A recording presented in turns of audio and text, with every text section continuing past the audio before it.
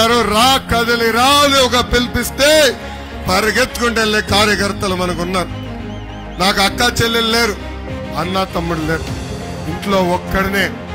కానీ అన్న ఎన్టీఆర్ నాకు 60 లక్షల మంది అక్క చెల్లెలు అన్న తమ్ముడు నాకు ఇచ్చారు.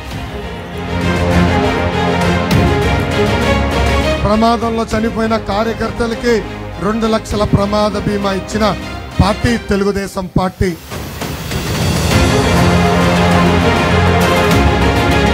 ఇంకా విజయనగరం జిల్లా కూడా ఈ సైకో జగన్ అనేక హామీలు ఇచ్చాడు.